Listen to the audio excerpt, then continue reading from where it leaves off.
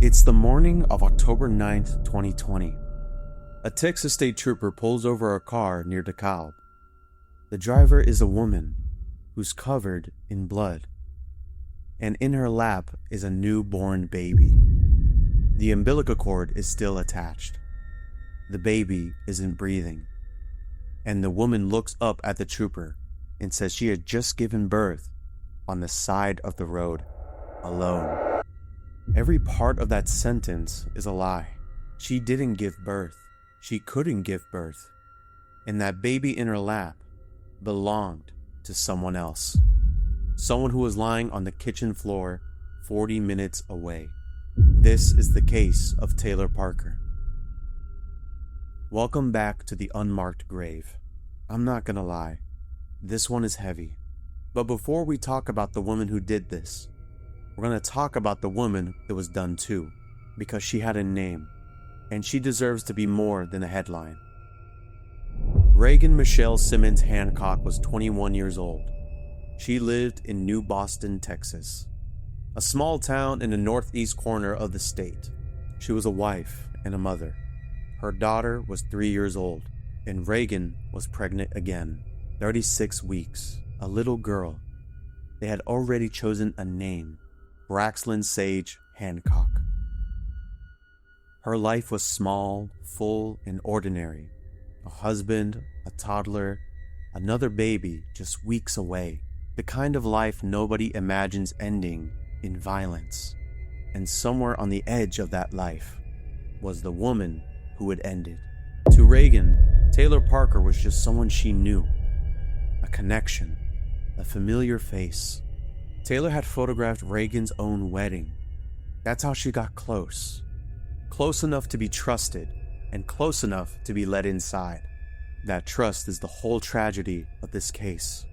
So hold on to Reagan, because everything that comes next is about how an entire community saw the danger coming and couldn't stop it in time. Taylor Renee Parker was 27. By the time the story begins, she had been married twice, both ending in divorce. She had 2 children of her own, a daughter and a son. In 2019, at a rodeo in East Texas, she met a man named Wade Griffin. Wade was a roofer. He ran a small farm and raised hogs, a quiet, ordinary life. And Taylor wanted in. People who knew them said the same thing on the stand later. She was obsessed with him, ecstatic around him, even though, and witnesses were blunt about this, you could tell he didn't feel the same way. So Taylor decided to become the woman he couldn't leave. She told Wade she came from money, old money, that she was the heiress to a fortune, a syrup empire, she said. Millions tied up in an account her mother controlled. But it would all be hers soon. She encouraged Wade to spend, to dream big, buy big. The money was coming, she promised. It never came, because it never existed. But that was just the warm-up lie. The real one was about to begin. In January of 2020, Taylor told Wade that she was pregnant with his child, a little girl. There was just one problem. Taylor Parker could not get pregnant. Years earlier, she had a hysterectomy, the surgical removal of her uterus. And on top of that, a tubal ligation. Her own mother had authorized the procedure, medically and biologically.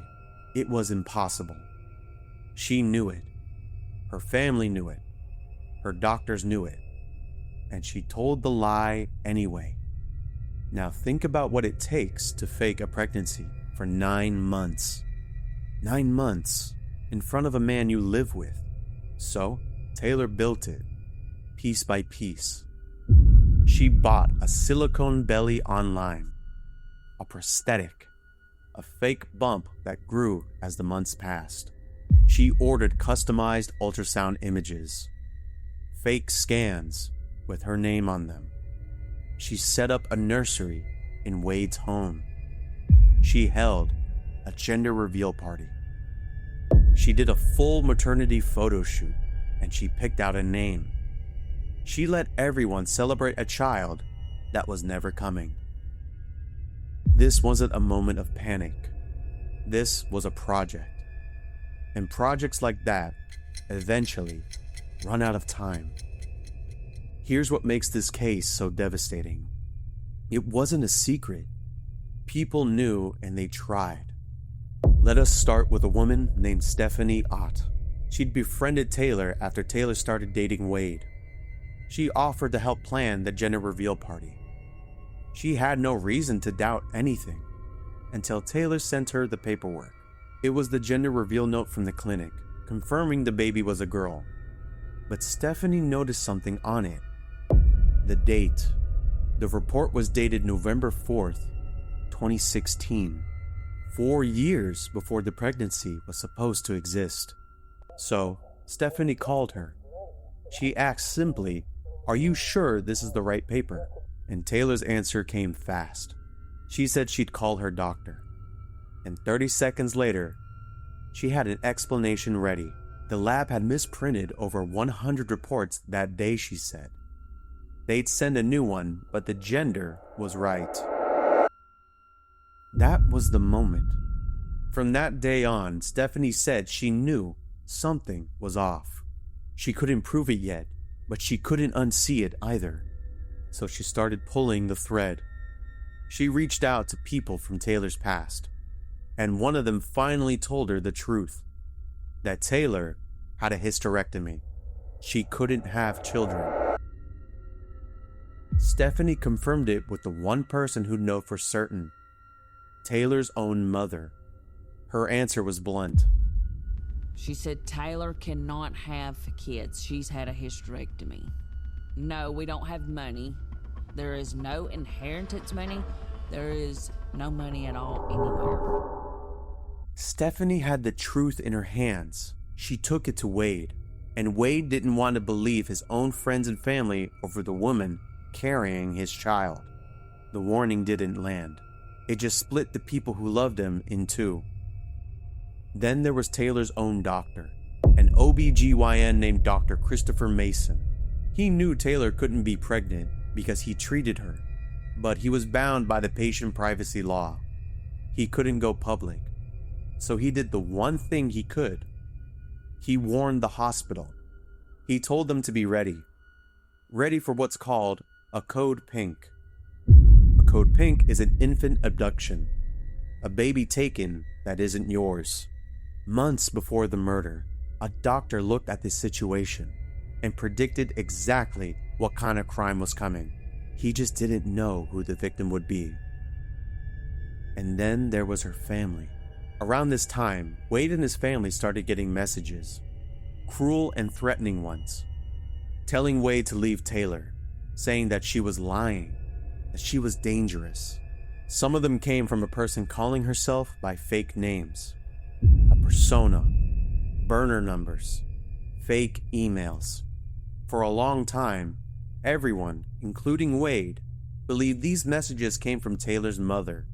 They believed her mother was waging a campaign against her own daughter. But it wasn't her mother. It was Taylor. Taylor was sending the threats to herself. She invented a villain. She spun a story that her mother had put a hit out on her, died in a shootout with police, then came back to life. Why? Because the fake harassment explained everything. It explained why the money never came. It explained why plans kept falling apart. And soon, it would explain why she had to give birth somewhere far away, somewhere no one would be watching. By late September of 2020, Taylor's fake due date came and went. No baby. The questions got louder. Wade's mother, Connie, pulled him aside more than once. She told him plainly, "I don't think she's pregnant." He would storm out.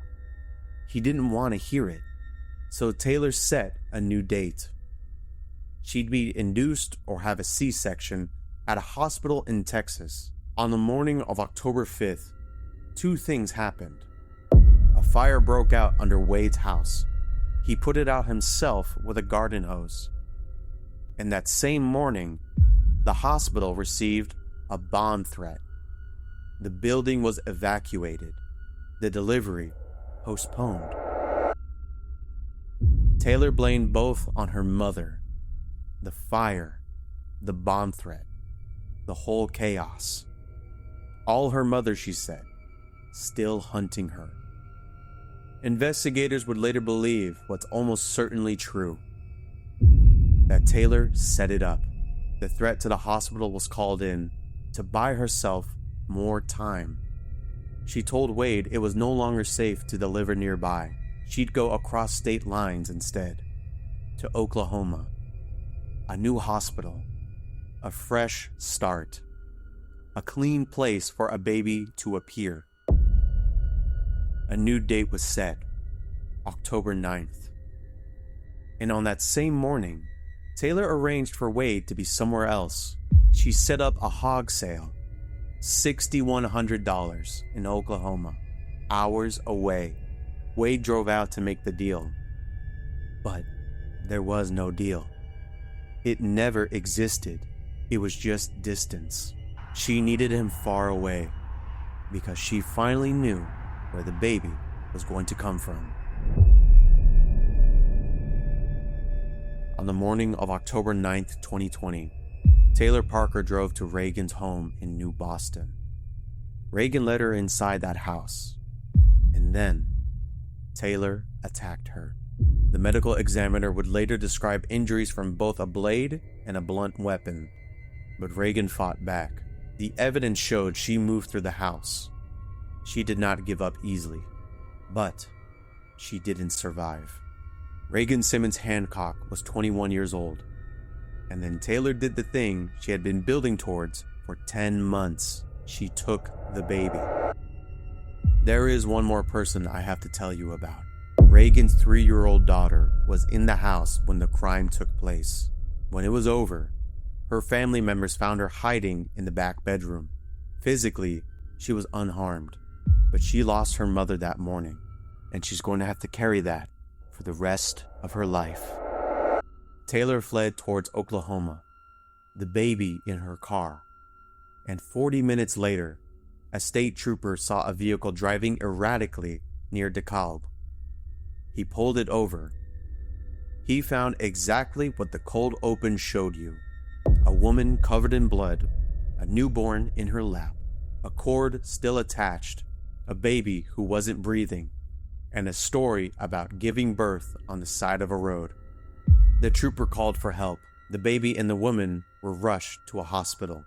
But the truth was already unraveling. At the hospital, the staff did what they were trained to do. They tried to treat a woman who had just given birth. Except she hadn't. There were no signs of it. So they looked closely. She's in there. She refuses to have a vaginal check to make sure she's not hemorrhaging. They've done an ultrasound and HCG, and it doesn't show that she's been pregnant. Then came the detail that ended any doubt. It doesn't look like she had a baby. It doesn't? No. Okay. Does not look like she had a baby. Despite everything doctors tried, the baby did not survive. 2 lives taken that morning. A mother and the daughter she never got to hold. Taylor Parker was arrested at the hospital that same day. The lie was over. The reckoning was just beginning. Taylor was extradited back to Texas. A Bowie County grand jury indicted her of capital murder and kidnapping. The district attorney announced he would seek the death penalty. The trial began in September of 2022, and the prosecution made one thing brutally clear. This was not a crime of impulse. This was planned. Investigators have found Taylor's internet history. She had searched how to deliver a baby prematurely, how to perform the procedure she carried out, how to fake a pregnancy in the first place, the fake belly, the fake scans, the fake harassment, the bomb threat, the hog sale. Every piece of it pointed to one direction: premeditation. The jury deliberated for about an hour. On October 3rd of 2022, they found Taylor Parker guilty of capital murder and kidnapping. Then came the sentencing. Reagan's mother stood to face the woman who killed her daughter. Her words were raw, furious. The grief of a parent with nothing left to lose. On November 9th, 2022, the jury made its decision, the death penalty. It was a historic sentence. Taylor Parker became the 7th and youngest woman on death row in the state of Texas, and the first woman Texas had sentenced to death in 12 years. Today, Taylor Parker sits on death row at the Patrick L. O'Daniel unit at Gatesville, Texas. She spent years since appealing. In May of 2026, the U.S. Supreme Court declined to take her case. Her direct appeals are exhausted. As of right now, there is no execution date. Under Texas law, one won't be set until the final stages of her appeals runs out. So, she waits. This case was recently brought back into spotlight by the Netflix documentary. Millions of people are learning Reagan's name for the first time. That's the story of Taylor Parker. But it was never really about her. It was about Reagan Simmons Hancock, a mother, a wife, a young woman with her whole life ahead of her, and her daughter, Braxlyn. That's the only part of this that should outlive the lie. Thanks for sitting with this one. If you want to hear more cases like this, hit the like and subscribe button. It helps this channel more than you can imagine. Take care of yourselves.